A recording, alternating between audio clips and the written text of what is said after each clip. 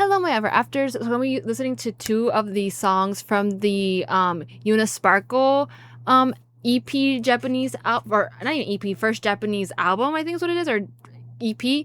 But obviously, again, like I already have heard "Give Me Summer" a bunch of times. I already like have seen like the know what the lyrics say for that, so I'm not going to be listening to that one, obviously. But they want me to listen to the Japanese version of Swishy, and also I think it's "BBY-BBY" is what the B-side, the new like Japanese like B-side from the album. So I'm going to be listening to that, and also watching the color-coded lyrics for that, and then a performance, because they did have an event I think yesterday in Japan for the album. But yeah, I am curious to see like how Swishy is going to sound different in the Japanese version, because I have mentioned to y'all before with, I think it was for the Mosh Mosh or for Uma, it's probably for both of those, that with me, like whenever I hear like the song originally like in one language, I usually prefer that one than the latter whenever they make or translate it into a new version. So I'm curious to see like how different the Japanese version of Swishy is going to be, and if it's going to change the song overall for me. And I think, again, like I mentioned, I usually stick with the first original version that they have dropped before they do like a different language version of it. So, but we're just gonna go ahead and start, y'all. Boom, boom, boom, boom.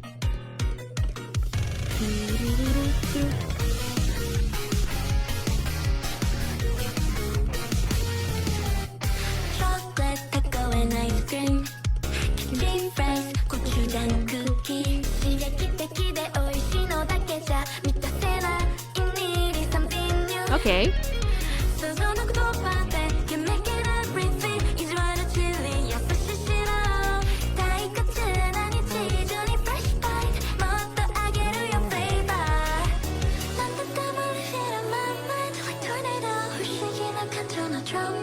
They sound a little bit different, huh? Like even more cuter than the original. Is it just me?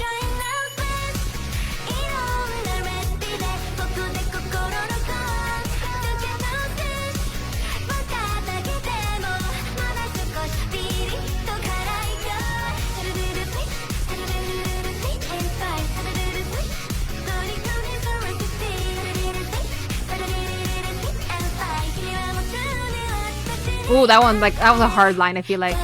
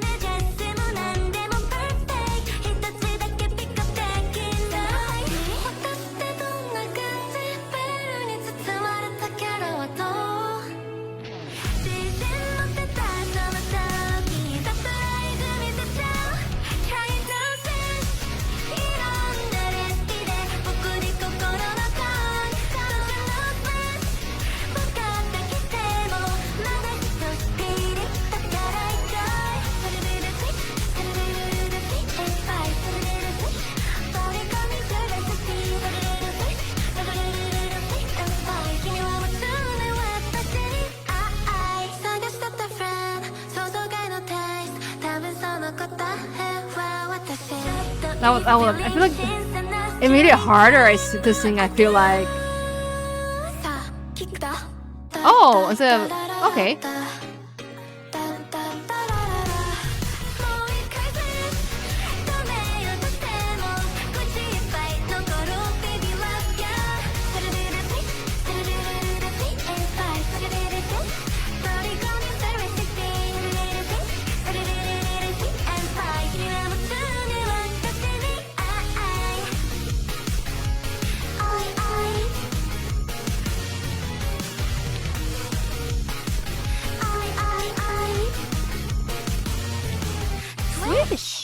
Okay.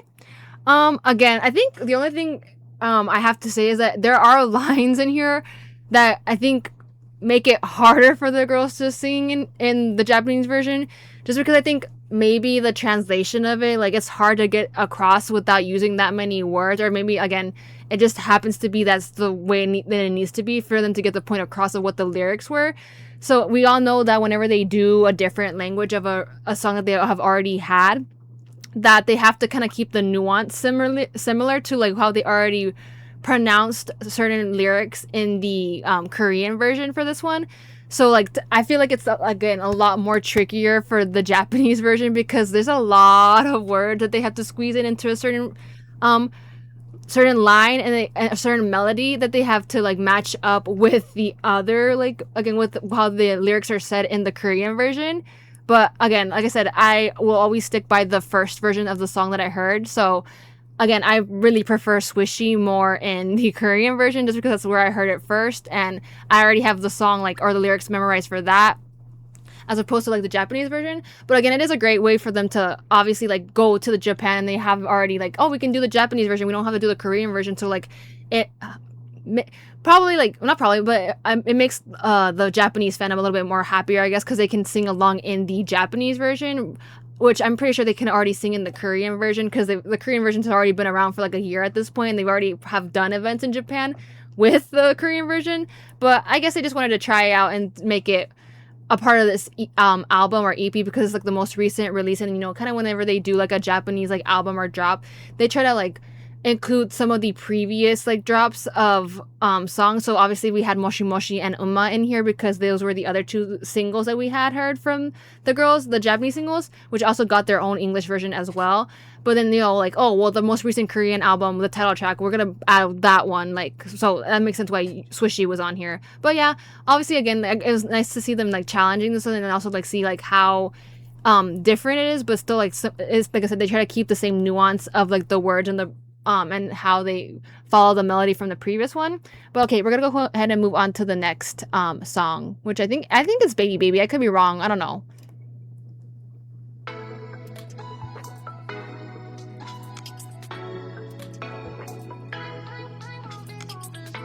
Ooh. It's a long little intro.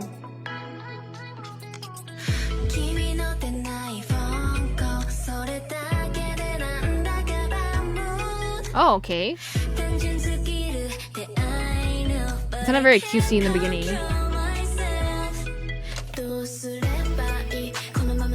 Ooh. I think the lower vocals from Kotoko.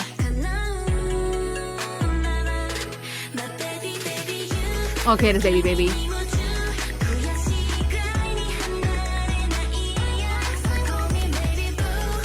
I guess it's like very like Y2K-esque sounding. I don't know. Is that just me?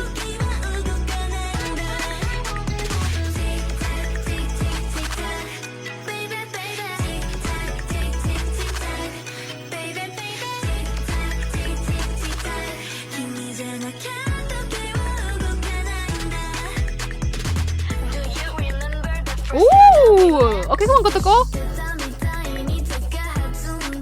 Hey!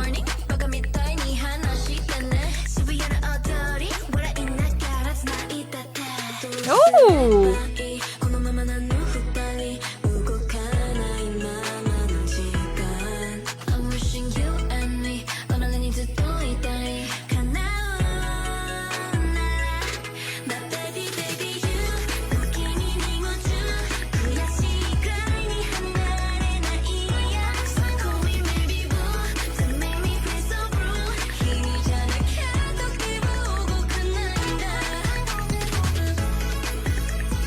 Oh, is that it?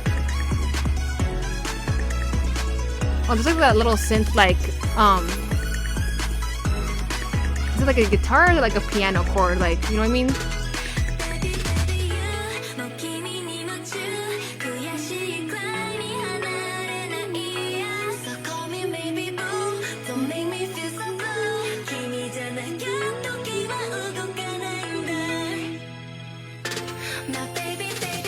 Oh, okay, like higher, like more brighter, like version of the.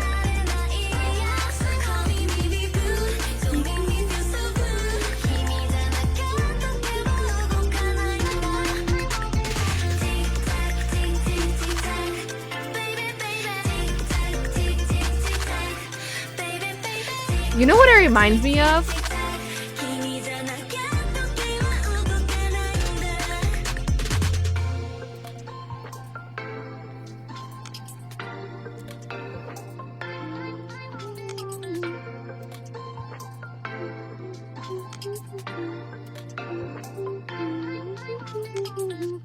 It kind of reminds me of Magnetic by Islet, like the tick tack tick tack, that part. It reminds me because you know it's like the part of Magnetic that's like that slows down. What's it called? What part is it? The let me over here blinking. I think y'all know what I'm talking about, but it reminds me a lot of that song, like that part at least. But it is different from the Gimme Summer, because Gimme Summer is like very high and energetic and very cute. But this is also very cute, but it's more, I guess, like on the Y2K kind of like, I don't know, more obviously more a little bit more rap based in this one, which I'm like, yay, because I really like hearing them rap. So I like that in contrast to the title track of it. And then again, it's just getting to hear something a little bit different from the other songs, because like Mosh Mosh and Uma like are very cute, very like bright, very like girly. But I think this kind of reminds me of like a continuation a little bit of Mosh Mosh, because you know the whole Mosh Mosh MV was like about them like doing like a hotline of like, oh, like I like this person or whatever, or like I feel like a certain way and like they won't answer me, la la la. And this is like kind of like similar, like a more like, I guess, sadder vibe to it, or like kind of like, you know, instead of like, you know what I mean, like not as like that one was like more like, oh, like pouty, kind of like, oh my god, like I'm upset, like, you know. But here it's like again like more a sadder, like kind of like slower like vibe of it, I guess you could say. But I do really like it. I guess again it's like contrasting but complements Gimme Summer, because it's a little bit of a different vibe than that one, and it just I don't know, it just kind of gives me off like the continuation of like their whole like girl in love, girl like girl having a crush on someone lore. So it just makes sense to me. But yeah, again, like I really like this song. I do, like I said, I prefer the Korean version of Swishy.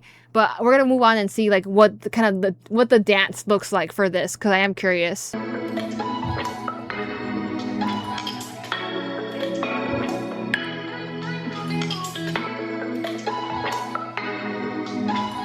Oh, kind of like a clock.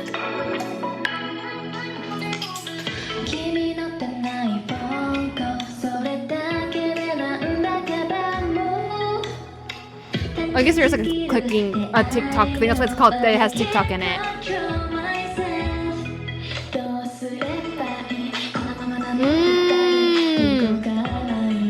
Now I get it. Because it's like basically like they're looking, when you are waiting for someone to call you, you'll keep looking at the time. And you're just like, oh, like when are they going to call me? So like that's why there's a lot of like clock like ticking in the background, and why they also say tick, tick, tack or whatever. Because you're like, oh, I'm like counting down the seconds. I'm watching like that. What's it called, the hour and the minute hand like continuously like move, and like the time is changing, and I'm like still waiting for your call. Okay, makes sense.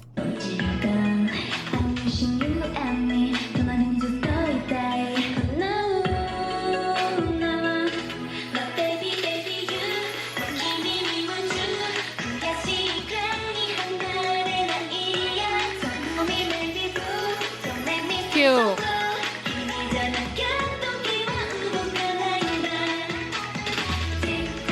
Oh, I love all the like references to like time.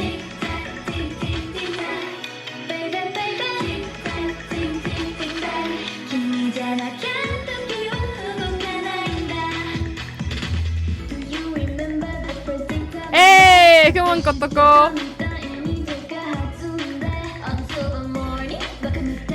I like how she popped out behind her.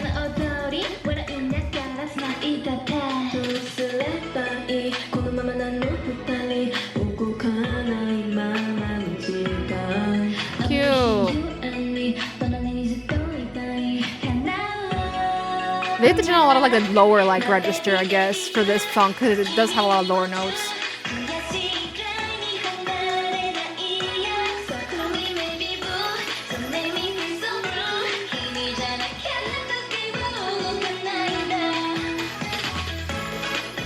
Hey!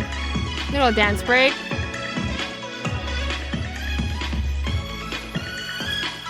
There's a lot more like hip hop a little bit in here, huh?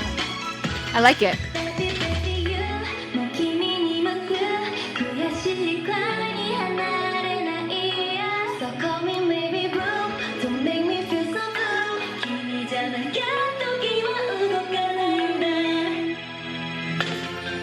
The key change of it, like.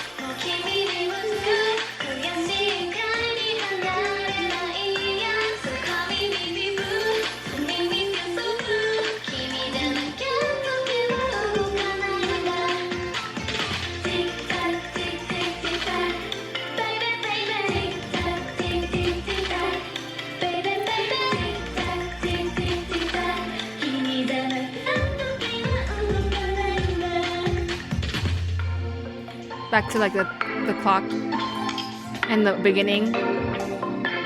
Oh, but you know what they also kind of look like for this part?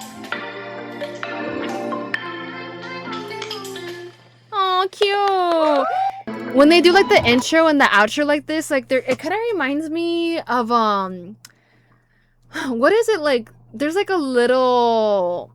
There are like some clocks or whatever, or like not necessarily. Well, I think there are some like clocks, or like a music box kind of aspect where like it does like also tick, but there's also like a clock I think that also like kind of shows you like characters like dancing or like moving in a way, like kind of like it kind of reminds me a little bit of like Knock Knock by like Twice whenever they're like doing like what is it there's like a specific like aesthetic of where they kind of look like they're like little dolls like being moved around by like gears or whatever with their choreo. It kind of a little similar to that, so it kind of makes sense with that because you know obviously clocks run on gears, but I really like it. I like seeing like the choreo to it because it's very like there's a lot of like hip hop like popping like movements that kind of like contrast like how like soft I guess the song is in comparison to like Mush, not Mush, but like in comparison to Gimme Summer. But I also kind of like to see like them kind of try out again. It's like very like kind of different, but also kind of shows off like their versatility or their duality as a group.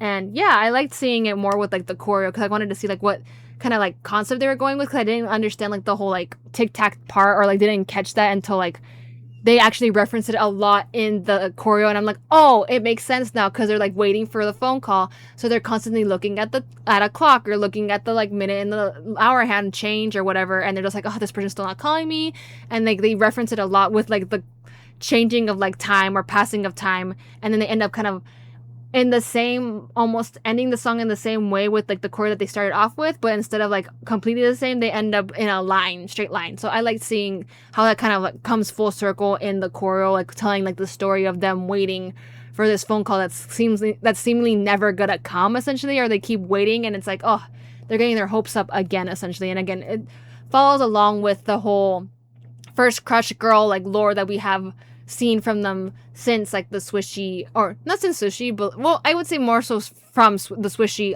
album.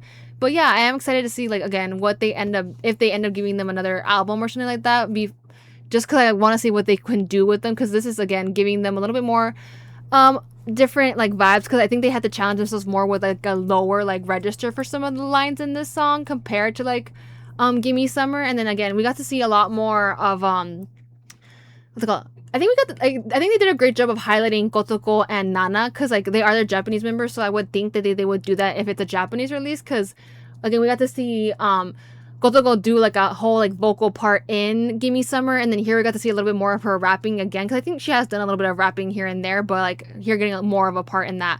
But yeah, we shall see what, and I think I'm gonna, obviously after this I'm gonna be moving back to like watching my What You Eunice episodes, or if they drop like the What You Eunice episodes for this like preparation for this, obviously I will be watching those first, since I like to watch from the era that it's in, like I did for the Uma and Moshi Moshi, and then I'll go back to the catching up. But I am kind of getting closer to present day, I would say. I think I'm already at like the 50s, so I think we're already like at 70 or something like that, or like 80 for the present day for the What You Eunice episodes. But anyways, I hope you enjoyed the video, and I shall see you in the next one.